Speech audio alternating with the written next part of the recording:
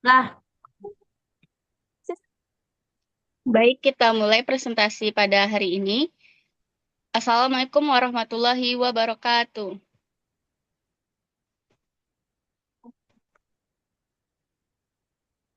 Baik, perkenalkan kami dari kelompok 3. Di sini kami akan membawa materi yaitu jaringan tumbuhan dan jaringan pelindung. Yang pertama-tama saya ucapkan puja dan puji syukur atas kehadiran Allah Subhanahu wa taala yang dimana kita dapat menjalankan presentasi pada hari ini.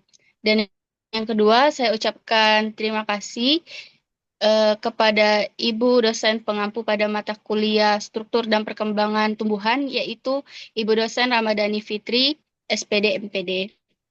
Selanjutnya, kami di sini beranggotakan oleh 4 orang, yaitu dengan saya sendiri, yaitu Ayesa Safika dengan NIM 2403166 dan teman saya. Oke, baik. eh, Selanjutnya itu ada rekan saya, yaitu Khairani Ashifa. Kepada Rani dipersilahkan. baik. Perkenalkan nama saya Khairani Asyifa dengan NIM 2403. Selanjutnya ada Semini Nopriza. Kepada Semini dipersilakan. Baik, perkenalkan nama saya Semino Friza dengan NIM 24031033.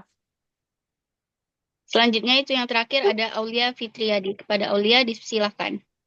Baik, perkenalkan saya Aulia Fitriadi dengan NIM 24031148. Baik, langsung saja kita masuk ke pembahasan materi, yaitu materi pertama yang akan dibahas oleh Semini. Kepada Semini dipersilahkan.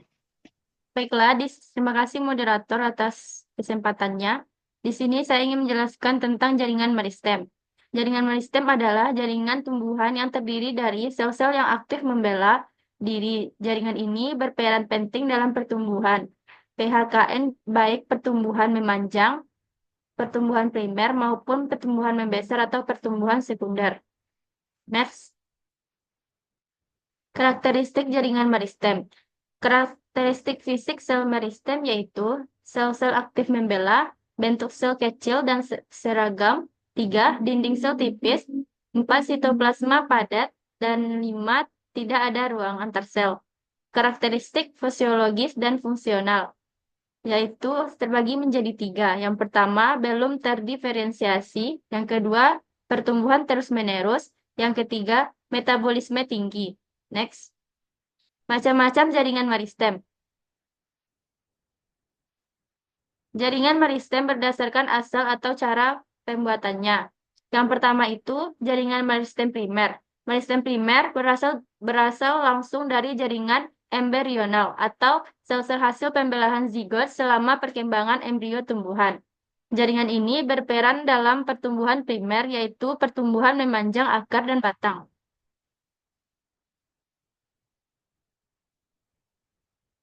Baiklah, ini gambar dari pertumbuhan jaringan primer. Next, 2. Jaringan meristem sekunder.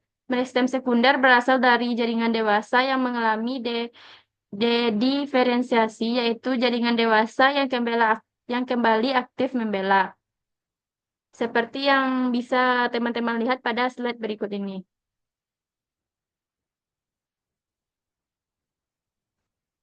Next.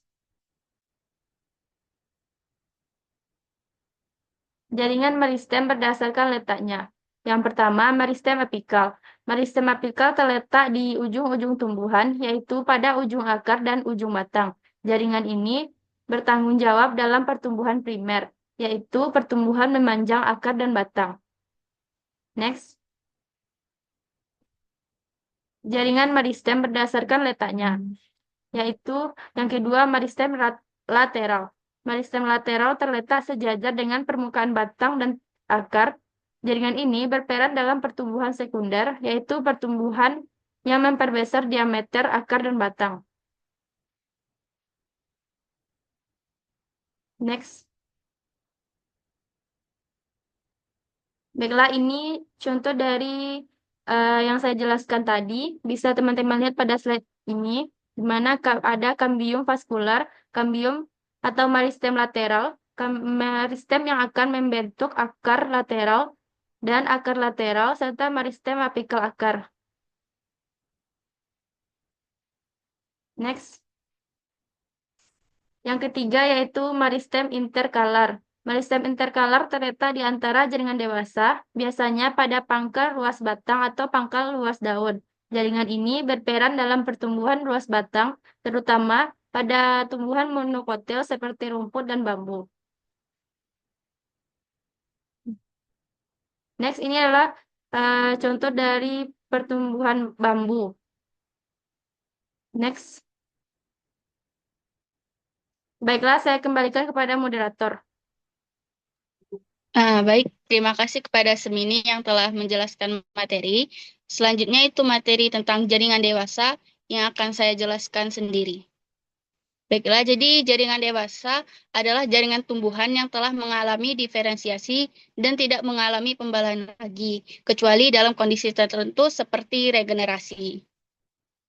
Karakteristik dari jaringan dewasa yaitu yang pertama, sel-selnya sudah berdiferensiasi sesuai dengan fungsi masing-masing.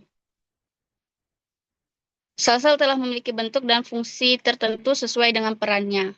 Selanjutnya itu yang kedua ada tidak mengalami pembelahan, yaitu kecuali dalam kondisi tertentu seperti luka atau regenerasi. Yang ketiga itu ada penebalan dinding sel, yaitu penebalan terjadi sesuai dengan fungsinya, misalnya untuk perlindungan atau penompang. Yang keempat itu ada bersifat permanen, yaitu struktur jaringan tidak berubah Ayesa? bentuk setelah diferensiasi. Ayesa? Ayesa? Ya, Ulang lagi Ayesa. Aku tadi lagi itu ngomong sama temanku, mungkin kerekod. tapi tidak masuk sih. Itu, nggak kan kedengar aku sih rekam layar. suaramu. Kan masuk suara gue. Di kami nggak ada terdengar loh. Jadi kayak mana? Ulang dari awal, dari mengecek. Ulang. Mm. Oke deh. Muka aku ada kan di situ, soalnya ini layarnya aku kecilin. Ada. Oke.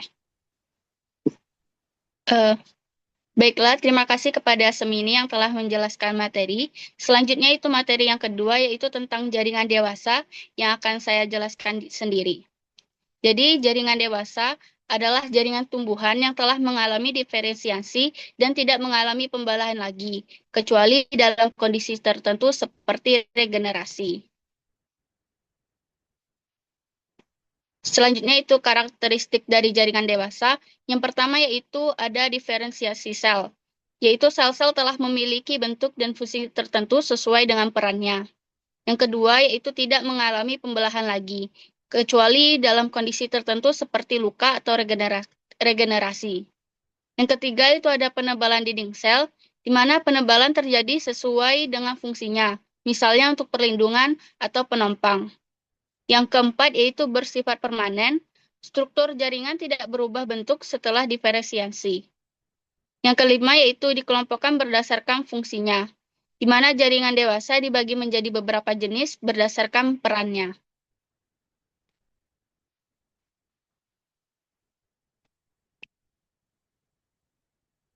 Contoh jaringan dewasa itu yang pertama ada jaringan epidermis, di mana jaringan epidermis ini berfungsi sebagai pelindung permukaan organ tumbuhan. Melindungi permukaan organ tumbuhan dari gangguan mekanis, kehilangan air, dan serangan patogen. Fungsi lainnya yaitu membantu dalam pertukaran gas melalui stomata dan mengatur penguapan air atau transpirasi dengan adanya kutikula atau trikoma. Ciri-ciri dari jaringan epidermis yaitu terdiri dari satu lapisan sel yang tersusun rapat, dinding sel luar biasanya mengalami penebalan dan dapat mengandung kutin atau lilin. Ciri-ciri lainnya yaitu pada beberapa tumbuhan, epidermis dapat membentuk modifikasi seperti stomata, trikoma, dan rambut akar. Berikut pada gambar yaitu terdapat struktur pada jaringan epidermis. Pada gambar terdapat kutikula sebagai lapisan pelindung, stomata untuk pertukaran gas, dan epidermis sebagai lapisan paling luar. Next. Selanjutnya itu yang kedua, contoh dari jaringan dewasa yaitu jaringan parenkim atau jaringan dasar, di mana jaringan parenkim ini berfungsi dalam fotosintesis, penyimpan cadangan makanan, dan transportasi zat. Pada fotosintesis, parenkim palisade di daun berperan utama dalam fotosintesis. Pada penyimpanan cadangan makanan itu seperti pada umbi kentang yang menyimpan pati. Selanjutnya pada transportasi zat, yaitu memiliki ruang antar sel yang memungkinkan difusi gas dan air. Contohnya itu parenkim palisade pada daun, parenkim penyimpan pada umbi kentang. Berikut ini adalah struktur gambar dari jaringan parenkim. Terdapat parenkim spons, rongga udara, stoma, kutikula, epidermis atas, berkas pembuluh, terdapat epidermis bawah, dan juga mesofil. Ciri-ciri dari jaringan parenkim ini yaitu tersusun dari sel-sel hidup yang berdinding tipis, memiliki vakuola besar yang dapat menyimpan zat cadangan, dan dapat mengalami diferensiasi menjadi jaringan meristematis saat terjadi luka atau regenerasi. Next. Selanjutnya itu adalah contoh jaringan dari jaringan dewasa yaitu jaringan kolenkim, di mana berfungsi sebagai penyokong utama tumbuhan muda dan organ yang masih aktif tumbuh. Fungsinya ini memberi kekuatan dan fleksibilitas pada organ muda yang masih tumbuh dan sebagai penyokong utama pada batang muda dan tangkai daun. Ciri-ciri dari jaringan kolenkim ini yaitu dinding sel mengalami penebalan tidak merata yang fleksibel, serta tersusun dari sel hidup yang masih dapat mengalami perubahan bentuk dan banyak ditemukan pada organ yang sedang tumbuh seperti batang dan daun muda. Berikut ini adalah struktur dari jaringan kolenkim.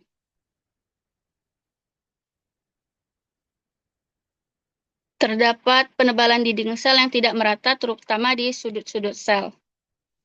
Next, selanjutnya itu adalah jaringan sklerenkim. Jaringan sklerenkim berfungsi sebagai penyokong utama pada tumbuhan dewasa karena dinding selnya mengandung lignin yang tebal dan keras. Fungsinya yaitu memberikan kekuatan dan kekokohan pada bagian tumbuhan seperti batang, tempurung kelapa, dan serat rami.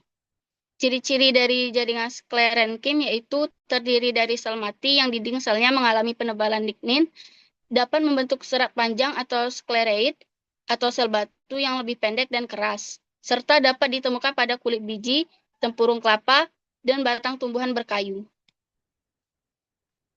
Pada gambar tersebut, serat atau fibers, sel berbentuk panjang dan ramping, biasanya ditemukan dalam jaringan pengangkut. Selanjutnya itu ada sklereid atau sel batu, di mana sel lebih pendek dengan dinding sel tebal, biasanya ditemukan pada tempurung kelapa dan kulit biji. Selanjutnya yaitu contoh terakhir jaringan pengangkut, di mana jaringan ini bertugas dalam transportasi zat dalam tumbuhan dan terdiri dari dua bagian utama, yaitu ada flum dan xilem. Pada flum berfungsi sebagai mengangkut air dan mineral dari akar ke daun dan memberikan kekuatan mekanis pada tumbuhan karena mengandung lignin. Ciri-ciri dari xilem yaitu terdiri dari unsur trakea dan trakeid yang sudah mati saat dewasa, memiliki dinding sel yang tebal dan berlignin, serta transportasi air bersifat satu arah yaitu dari akar ke bagian atas tumbuhan. Selanjutnya itu bagian utama yang kedua yaitu ada flum. Flum ini berfungsi mengangkut hasil fotosintesis dari daun ke seluruh bagian tumbuhan. Ciri-ciri dari flum yaitu tersusun dari sel hidup seperti sel tapis dan sel pengiring. Dinding sel lebih tipis dibandingkan dari xilem, serta transportasi zat berlangsung dua arah, yaitu dari daun ke akar dan sebaliknya. Baik, itu dia penjelasan dari jaringan dewasa. Selanjutnya jaringan pelindung yang akan dijelaskan oleh Aulia. Kepada Aulia dipersilakan. Selanjutnya jaringan pelindung atau epidermis. Jaringan jaringan pada tumbuhan. Jaringan epidermis terdiri dari sel-sel epidermis yang membentuk lapisan pelindung yang melapisi bagian luar batang, daun, dan akar. Sel-sel epidermis ini memiliki fungsi utama sebagai lapisan pelindung yang mencegah kehilangan air dan melindungi tanaman dari ancaman lingkungan seperti patogen dan kerusakan fisik. Jaringan epidermis ini juga terletak di permukaan tumbuhan. Jaringan ini melapisi bagian luar batang, daun, dan akar tumbuhan. Next. Karakteristik pada jaringan epidermis yaitu terdiri dari sel-sel yang hidup, berbentuk persegi panjang, susunan selnya rapat, tidak mengandung klorofil, dinding selnya bervariasi, terdapat lapisan kutikula, vakuolanya yang besar, tidak berkloroplas, dan modifikasi sel. Next. Fungsi jaringan pada epidermis ini yaitu sebagai perlindungan, pengaturan transpirasi, pertukaran gas, penyerapan air dan nutrisi, perlindungan terhadap herbivora, penyimpanan pada air, sekresi senyawa metabolik, dan perlindungan terhadap cahaya yang berlebih. Next. Macam-macam jaringan epidermis. Pertama yaitu ada stomata. Stomata adalah celah seperti mata yang bisa membuka dan menutup. Next. Kedua yaitu trikomata. Trikomata merupakan derivat epidermis yang membentuk struktur beragam seperti rambut, sisik, kelenjar, dan tonjolan. Seperti pada gambar, itu ada ini. Next.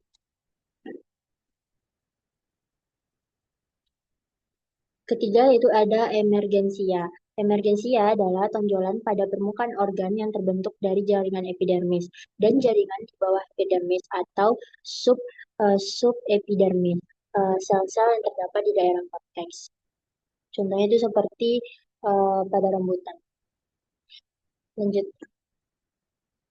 Keempat yaitu ada spina atau duri, adalah tonjolan pada permukaan epidermis batang yang terbentuk dari jaringan stele atau silinder pusat di bawah korteks. Next. Yang kelima ada sel kipas. Sel kipas ini merupakan alat tambahan pada epidermis. Daun bagian atas tersusun dari beberapa sel berdinding tipis dan memiliki vakuola yang besar. Next. Keenam yaitu sel kersik. Sel kersik ini adalah bagian sel epidermis yang berbentuk bulat, elips, halter atau pelana, dan berisi kristal kersik. Adanya sel kersik pada tumbuhan menyebabkan permukaan batang tersebut menjadi keras. Contohnya yaitu pada batang tebu. Next. Ketujuh ada filamen. Filamen ini adalah modifikasi epidermis berupa spons yang menutupi akar beberapa tumbuhan dan berperan dalam detoksifikasi tumbuhan, seperti pada akar bunga anggrek pada gambar.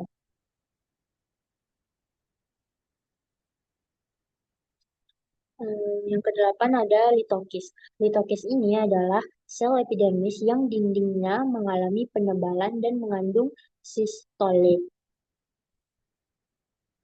Next. Selanjutnya yaitu ada sel silika dan sel gabus.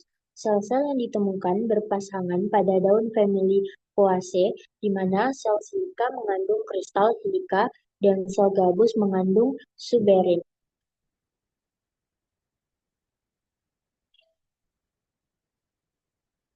Baik, sekian pemaparan materi dari saya. Saya kembalikan kepada moderator.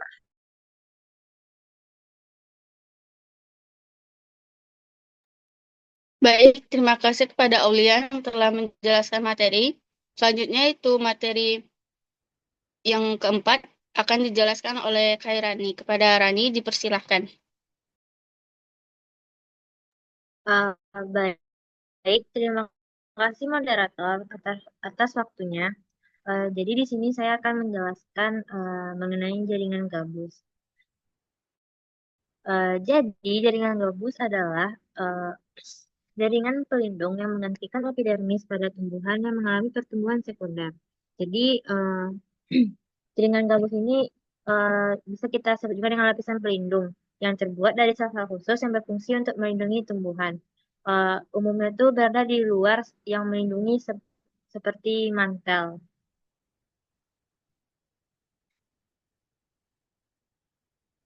Jaringan gambus ini dia berperan dalam perlindungan tumbuhan dari kehilangan air, serangan, serta faktor lingkungan. Nah, yang kedua adalah ciri-ciri dari jaringan gabus. Yang pertama itu adalah tersusun dari velogen atau kambium gabus. Yang kedua adalah tersusun dari sel mati yang disebut velum dan juga sel hidup yang disebut dengan veloderm. Lalu memiliki dinding sel yang mengandung suberin yang membuatnya kedap air.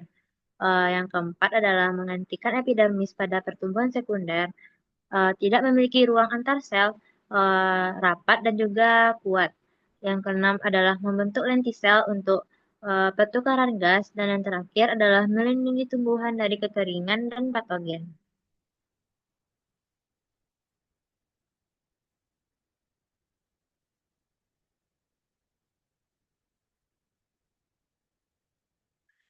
Selanjutnya adalah karakteristik dari jaringan gabus. Jadi, jaringan gabus ini berasal dari kambium gabus atau kita sebut dengan velogen, yang dimana velogen ini dia aktif membelah. Tersusun juga dari sel-sel mati dengan dindingnya yang tebal berlapis suberin, atau dengan kata lain zat lilin yang kedap air. Lalu dia tidak memiliki ruang antar sel sehingga berfungsi sebagai pelindung. Dia juga menggantikan epidermis pada tumbuhan yang mengalami pertumbuhan sekunder. Lalu jaringan gabus ini juga berperan dalam pertumbuhan sekunder pada batang dan juga pada akar pada tumbuhan berkayu. Dan juga dia berperan dalam membentuk lentisel. Lentisel ini adalah celah pada jaringan gabus untuk pertukaran gas. Nah, berikut adalah perbedaan dari jaringan gabus tipis dan juga jaringan gabus tebal. Bisa kita lihat bahwa jaringan gabus tipis ini memiliki beberapa aspek yang membedakannya. Yang pertama adalah kalau jaringan gabus tipis ini dia lebih tipis, kalau gabus tebal dia tebal. Letaknya itu kalau jaringan gabus tipis ini pada batang yang lunak atau tumbuhan muda, kalau gabus tebal terletak pada batang berkayu tua. Lalu lapisan filmnya, kalau jaringan gabus tipis ini tidak terlalu tebal, sebaliknya pada jaringan gabus tebal itu sangat tebal. Berdasarkan fungsi juga berbeda, bisa teman-teman lihat pada tabel. Lalu ada fungsi dari jaringan gabus. Yang pertama untuk melindungi tumbuhan dari kehilangan air, patogen, dan kerusakan mekanis. Lalu untuk mengurangi penguapan karena kandungan suberin yang mencegah keluarnya air. Lalu memperkuat batang dan akar yang membantu dalam pertumbuhan sekunder. Lalu memungkinkan pertukaran gas melalui lentisel. Lalu melindungi dari suhu ekstrim dengan membentuk lapisan gabus tebal. Dan juga berperan dalam metabolisme sekunder. Contohnya pada kulit kayu pohon quercus atau pohon oak yang mengandung tanin sebagai perlindungan dari herbivora. Nah, berikut adalah contoh dari jaringan gabus, yaitu pada jaringan gabus tebal adalah Quercus suber atau pohon gabus, yang dimana pohon gabus ini akan menghasilkan gabus alami untuk industrinya, terlihat pada gambar di slide. Lalu contoh kedua adalah dari Betula sp atau birch, yang memiliki kulit kayu yang mengandung senyawa antibakteri. Lalu yang selanjutnya adalah pada Pinus sp, yang dimana Pinus sp ini dia akan membentuk lapisan gabus sebagai perlindungan dari kebakaran. Nah, kita masuk kepada contoh tumbuhan dengan jaringan gabus tipis. Kalau tadi kan yang tebal, sekarang yang tipis. Contohnya yang pertama itu adalah pada Solanum lycopersicum atau tomat, yang dimana dengan batang lunak dengan jaringan gabus tipis. Contoh selanjutnya adalah pada Ipomoea batatas atau ubi jalar yang dimana kulitnya ini memiliki jaringan gabus tetapi tidak setebal pohon yang berkayu. Lalu pada contoh ketiga adalah Piper nigrum atau lada hitam. Batangnya itu memiliki lapisan gabus tipis terlihat pada gambar. Nah, yang selanjutnya adalah struktur dari jaringan gabus. Yang pertama, jaringan gabus ini terdiri dari filem atau gabus. Filem ini merupakan lapisan luar yang tersusun dari sel-sel mati yang berfungsi sebagai perlindungan terhadap kekeringan dan juga patogen. Filem ini juga kedap air karena adanya suberin tadi. Lalu ada velogen atau kambium gabus yang dimana velogen ini adalah lapisan tengah yang akan terus aktif membelah.